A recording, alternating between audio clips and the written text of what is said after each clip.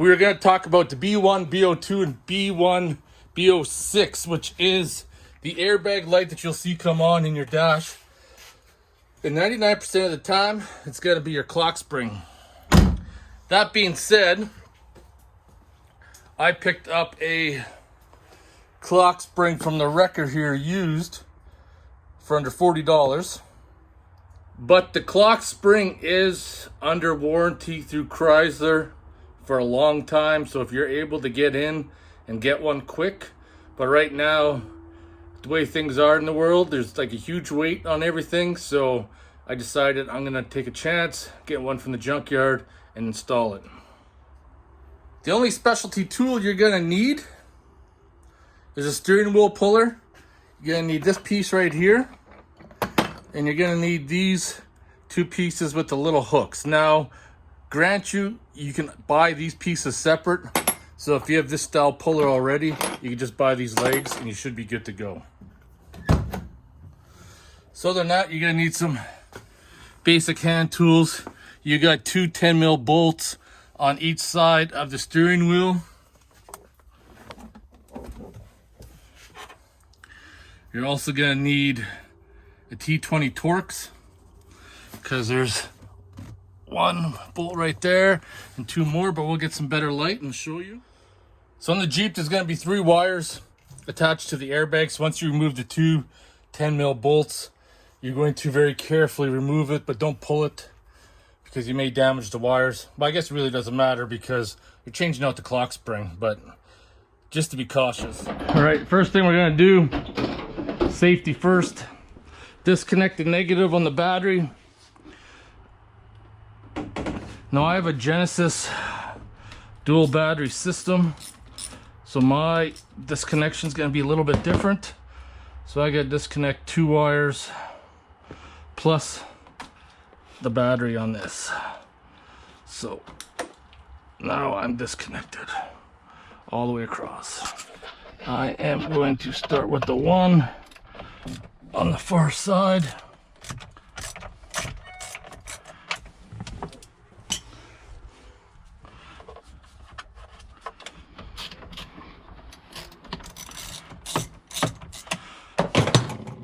So as I'm removing the last bolt, you can already see.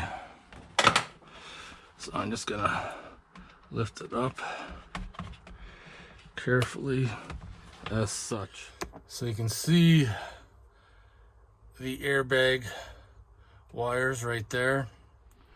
All right, they just squeeze on the side, pull out, and then that little small ones for the horn.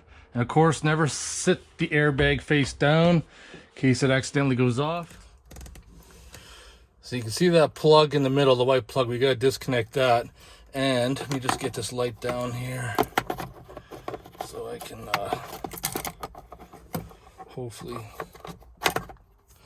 get in there so you can see on these airbag electrical connections, they just squeeze on the side as such, and that's how you loosen them and get them off. And then this white one, you just squeeze it down, pull it out. The plug is actually at the bottom, or the tab. So now we're ready to pull the steering wheel. You need a 13mm to remove the bolt, which I got right here. Remove the bolt, set it aside. So on the Jeep JKU steering wheel, you got these hooks, and they're gonna go on the side like that, and that's what's gonna pry it up, and then you push down on the middle there. I'm just gonna work on getting this tool fitted up.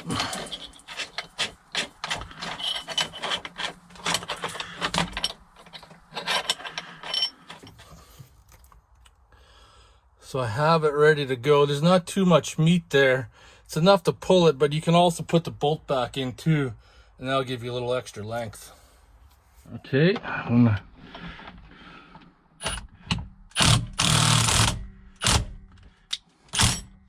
and I popped. So I should have enough to pull the steering wheel off. Oh, there we go. Almost got me right in the face. So now we're ready to remove the shroud. One Torx right there. There is one up in that hole. And then of course, oops, on this side, there's another Torx. So 3 Torx, and then that shroud will come off. And this is all a T20. Now sometimes, like I said, these ones in the end can be a Phillips, but they're most likely a T20 Torx. Okay, I'm going to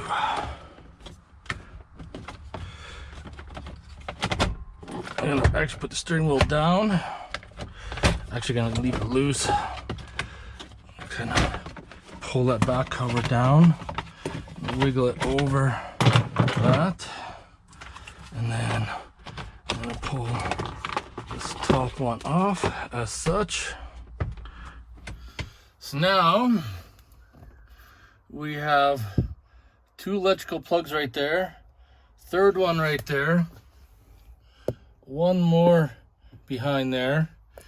Now to remove the clock spring, you got 1 T20 Torx right there, another one right behind, and then another one, come on, right there, that you got to remove. What I do is I remove the bottom electricals. You all have a push tab that you just push up and pull out.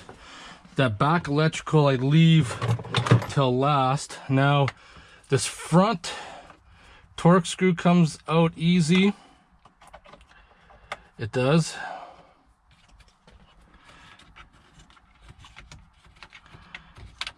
Whoops. And then this one here comes out easy as well. The last one is a little bit of a challenge, to say the least. But nothing too hard. Drop that one back one. Sometimes you can fish it out with a small Torx. Oh, it's in there tight. I have to get a different method. So I got a little socket in there. I need to bust that free. Now I can get the little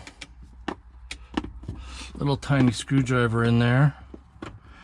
Get this last screw out. Oh, shut her down. Shut her down. I just dropped my screwdriver. Perfect.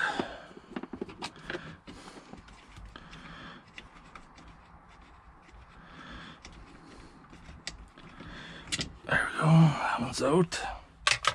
Now the clock spring, be a little tight on this one corner. Just kind of pull it out and then remove that last electrical, and then you're done. So now I need to change out my steering controls, like my headlights and my wiper, and there's just 2 Phillips screws on the end. I'm gonna pull those out. Okay, slides out like that. That one there slides out. These are my original because I got automatic headlights and all that jive. So I need to take these controls over with me, and it's just a matter of pulling them out, swapping them. Old clock spring. So it's actually really easy. You do this a few times and you'll learn that it is so simple to take care of all this. Get those controls back in, Put the screws back in the side.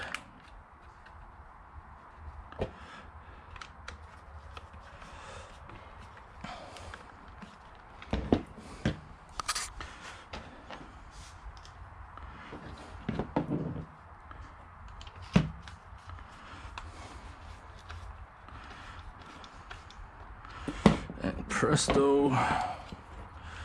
Yes. Now, of course, when you put the clock spring back in, I install that first one first and then kind of feed it on. And it'll kind of snap into place. Go about putting all your screws back in.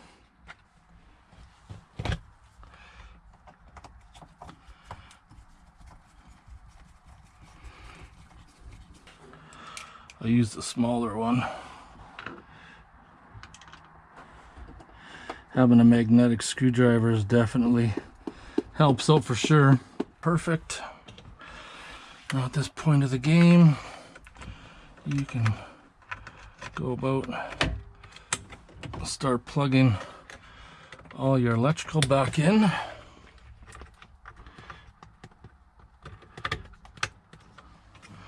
And then the one last screw in the back.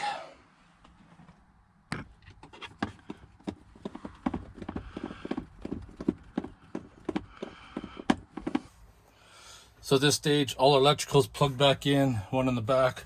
All the screws are in, ready to put the steering wheel on. Some Loctite for the bolt. So the steering wheel has a notch right there you gotta line up. And then you got this little pin. The little pin's gotta line up in there. And then of course, you can see where that notch has to go. So I'm gonna feed all these wires through, and then I need to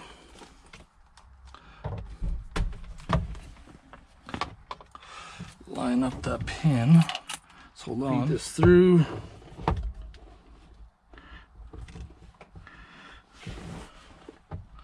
Okay.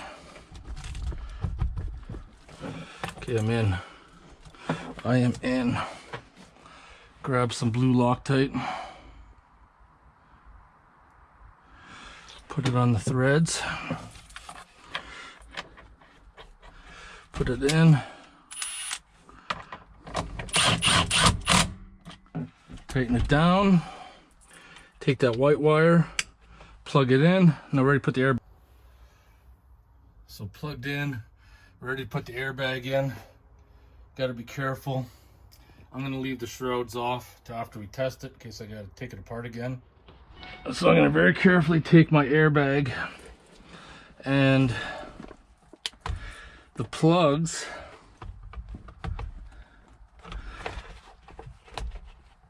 are actually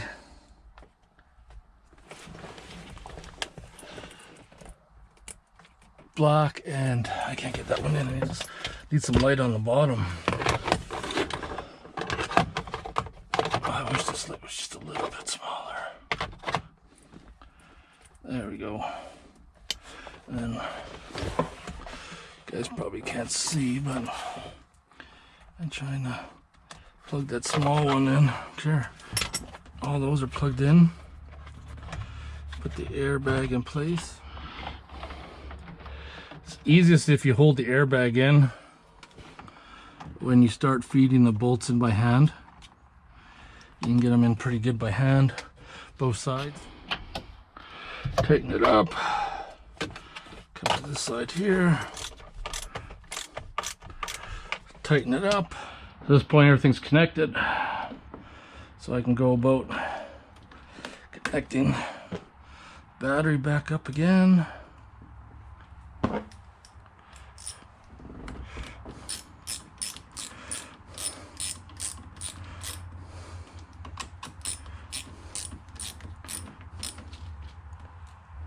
Perfect. All right.